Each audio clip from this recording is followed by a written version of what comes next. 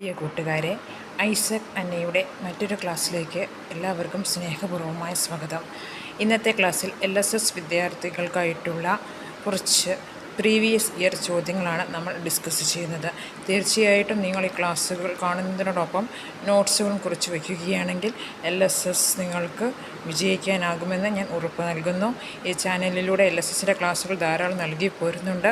കൂടാതെ set net പരീക്ഷയ്ക്ക് ആവശ്യമായ എക്കണോമിക്സിൻ്റെ സബ്ജക്റ്റിൻ്റെ ക്ലാസ്സുകളും ചാനലിൽ നൽകിയിട്ടുണ്ട്.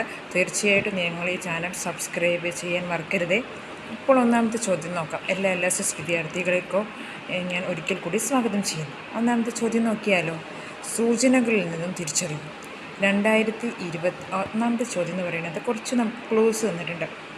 ആ ക്ലൂവിൽ നിന്നും നമ്മൾ ഏത് വ്യക്തിയാണെന്ന് തിരിച്ചറിയണം. നമ്മളിപ്പോൾ അശ്വമേധമൊക്കെ കളിക്കുന്നുണ്ട്, അശ്വമേധം എന്ന പരിപാടി തുടങ്ങിയിട്ടുണ്ട്. അപ്പോൾ അതിൽ നിന്നും നമുക്ക് കുറച്ച് ക്ലൂസ് തരുമ്പം നമ്മളത് ഏത് വ്യക്തിയാണെന്ന് തിരിച്ചറിയുന്നതാണിത്.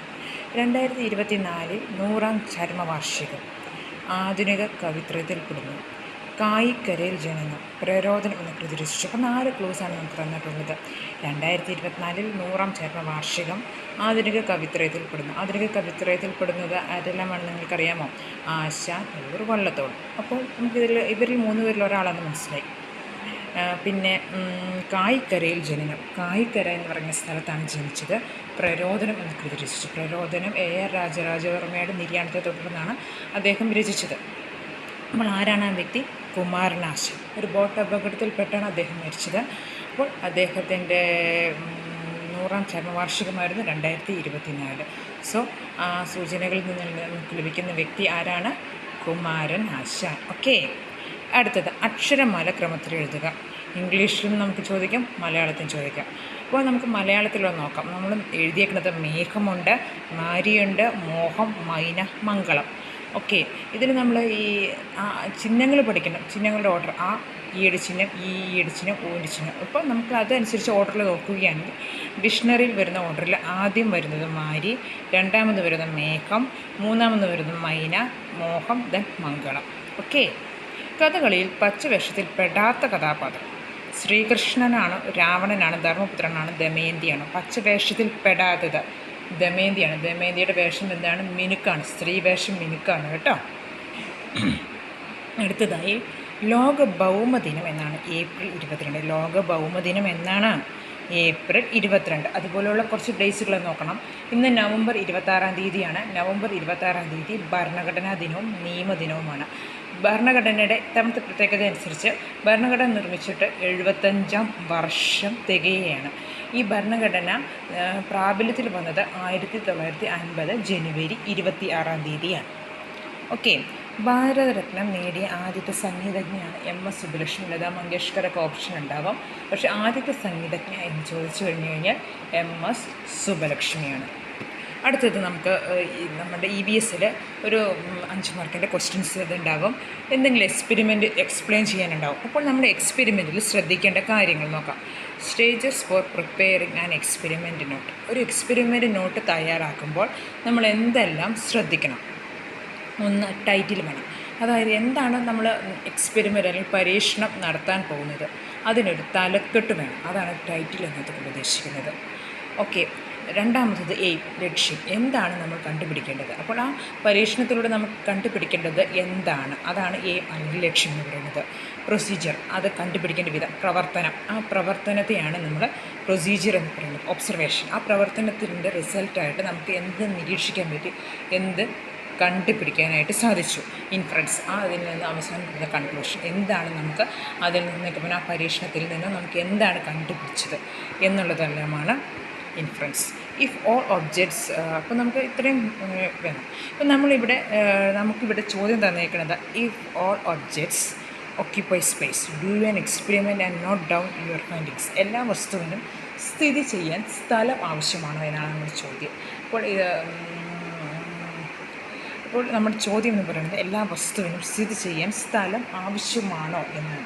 അപ്പോൾ നമ്മുടെ ഹെഡിങ് അല്ലെങ്കിൽ ടൈറ്റിൽ എന്ന് പറയുന്നത് വസ്തുക്കൾക്ക് സ്ഥിതി ചെയ്യാൻ സ്ഥലം ആവശ്യമാണോ, അല്ലെങ്കിൽ മാറ്റർ, സ്റ്റേറ്റ് ഓഫ് മാറ്റർ എന്ന് കൊടുക്കാം.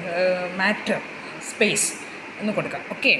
സ്പേസ് മാറ്റർ, അതായത് സ്ഥിതി ചെയ്യാനുള്ള സ്ഥലം വസ്തുക്കൾക്ക് സ്ഥിതി ചെയ്യാനുള്ള സ്ഥലം എന്നൊരു ഹെഡിങ് കൊടുക്കുക. അടുത്തത് എയിം. എല്ലാ വസ്തുക്കളും സ്ഥിതി ചെയ്യാൻ സ്ഥലം ആവശ്യമാണോ എന്നാണ് നമ്മൾ കണ്ടുപിടിക്കേണ്ടത്. നമ്മൾ കണ്ടുപിടിക്കേണ്ടത് എന്താണോ അതാണ് നമ്മുടെ എയിം എന്ന് പറയുന്നത്. അപ്പോൾ ഇവിടെ എന്താണ്? എല്ലാ വസ്തുക്കൾക്കും സ്ഥിതി ചെയ്യാൻ സ്ഥലം ആവശ്യമാണ്. Is it need space, whether it is need to space to occupy an object. ഒരു ഒബ്ജക്റ്റിന് സ്ഥിതി ചെയ്യാൻ സ്ഥലം ആവശ്യമാണോ എന്നത്. അടുത്തത് മെറ്റീരിയൽസ്. അതിന് വേണ്ടിയിട്ടുള്ള മെറ്റീരിയൽസ് എന്തെല്ലാമാണ്? നമുക്ക് സ്ഥിതി ചെയ്യാൻ സ്ഥലം ആവശ്യമാണെന്ന് അറിയാനായിട്ട് ബക്കറ്റ് വേണം, വാട്ടർ വേണം, കപ്പ് വേണം, ബ്രിക്ക്, ഇഷ്ടിക, കല്ല്, stone, iron piece and piece of would. ഇത്രയുമാണ് നമ്മളിവിടെ എക്സ്പെരിമെൻറ്റിന് അല്ലെങ്കിൽ പരീക്ഷണങ്ങൾക്ക് എടുത്തിരിക്കുന്നത്. ഇനി നമുക്ക് പ്രൊസീജിയർ നോക്കാം. എങ്ങനെ അത് നമുക്ക് പരീക്ഷിക്കാം, എക്സ്പെരിമെൻറ്റ് നടത്താം. Take A bucket with full of water. ഒരു ബക്കറ്റ് നിറച്ച് നമ്മൾ വെള്ളം എടുക്കുക. ഒരു ബക്കറ്റ് നിറച്ച് നമുക്ക് വെള്ളം എടുക്കാം. Okay. And immerse a big cup in. എന്താണ്? അതിനകത്തൊരു വലിയ കപ്പ് കമഴ്ത്തി വെക്കണം. കപ്പ് കമഴ്ത്തി വെക്കണം. ഓക്കെ. എന്നിട്ട് കപ്പ് എടുക്കുക. അതാണ് പറയുന്നത്. Take immerse a cup. After taking the cup a drop of each objects. അത് കഴിഞ്ഞിട്ട് കപ്പ് എടുത്തതിന് ശേഷം ഓരോ ഒബ്ജക്റ്റുകളും നമ്മൾ ഇടുക. Brick, stone, piece of wood and iron piece in to the water in to the bucket. ബക്കറ്റിലെ വാട്ടറിനുള്ളിൽ ഇടുക. അപ്പോൾ നമ്മൾ ഇതെല്ലാം നമ്മൾ ചെയ്യുമ്പോൾ എന്താണ് കണ്ടുപിടിച്ചത്? ഒബ്സർവേഷനാണത്. ഓരോ വസ്തുക്കളും നമ്മൾ വെള്ളത്തിനുള്ളിൽ, ബക്കറ്റിലെ വെള്ളത്തിനുള്ളിൽ ഇടുമ്പോൾ എന്താണ് നമ്മൾ കണ്ടുപിടിച്ചത്? Water spilled over a big cup it immerse in to the bucket of water. അതായത് വലിയ കപ്പ് കമഴ്ത്തി വെച്ചപ്പോൾ ബക്കറ്റിൽ നിറച്ച് വെള്ളം ഉണ്ടായിരുന്നല്ലോ, അതെന്ത് സംഭവിച്ചു? അത് തുളുമ്പി വീണു.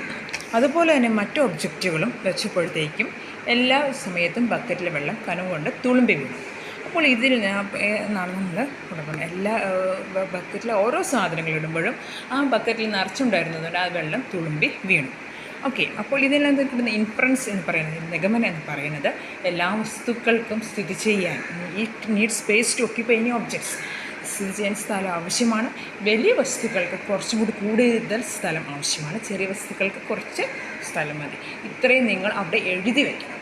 അപ്പോൾ ഒരു എക്സ്പെരിമെൻ്റ് നടത്തുമ്പോൾ ഇത്രയും കാര്യങ്ങൾ എഴുതി വെച്ച് കഴിഞ്ഞാൽ, വ്യക്തമായിട്ട് എഴുതി വെച്ചാൽ തീർച്ചയായിട്ടും നിങ്ങൾക്കത് മാറ്റി വയ്ക്കുന്നതാണ്. അടുത്ത ചോദ്യം.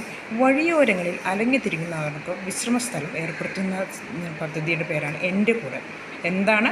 വഴിയോരങ്ങളിൽ നടക്കുന്നവർക്ക് വിശ്രമസ്ഥലം ഏർപ്പെടുത്തുന്ന പദ്ധതിയാണ് എൻ്റെ കൂടെ. പരീക്ഷാ സമയത്ത് കുട്ടികൾ നേരിടുന്ന മാനസിക സമ്മർദ്ദം ഒഴിവാക്കാനുള്ള പദ്ധതിയാണ് ദിശ ഹെൽപ്പ് ലൈൻ. എന്ന് വെച്ച് നിങ്ങൾ വിളിക്കുകയൊന്നും ചെയ്യേണ്ട, ഞങ്ങളെപ്പോലുള്ളവർ നിങ്ങളുടെ കൂടെയുണ്ട്. പരീക്ഷാ സമ്മർദ്ദങ്ങളിൽ നേരിടുന്ന മാനസിക സമ്മർദ്ദം ഒഴിവാക്കാനുള്ള പദ്ധതിയാണ് ദിശ. ആ വിളിക്കേണ്ട നമ്പറാണ് 1056 1056. 1056 സമയത്ത് 1056 11 മണിയാവാൻ 4 മിനിറ്റ് ഉള്ളതിന് മുമ്പ് നമുക്ക് വിളിച്ച് നോക്കാം എന്നതാണ് 1056. നിങ്ങൾക്ക് പഠിക്കാനായിട്ടുള്ള ക്ലൂ തന്നതാണ്. നിങ്ങൾ അപ്പോൾ ഇതൊക്കെ പരീക്ഷയ്ക്ക് ചോദിക്കുന്നതാണ്. കാരണം child help line number, women's help line number, അതുപോലെ നമ്മുടെ ദിശ ഹെൽപ്പ് ലൈൻ നമ്പർ, ഇതെല്ലാം ഒന്ന് നോട്ട് ചെയ്ത് വയ്ക്കുക. ഇനി നമുക്ക് മറ്റൊരു ക്ലാസ്സുമായി കാണുന്നത് വരെ എല്ലാവർക്കും ഗുഡ് ബൈ. എല്ലാവരും ഇന്നത്തെ നോട്ട്സ് കുറിച്ച് വയ്ക്കണേ. ഒരു എക്സ്പെരിമെൻറ്റ് തന്നെ നിങ്ങൾ ചെയ്തിട്ട് ഒന്ന് എഴുതി നോക്കണം കേട്ടോ.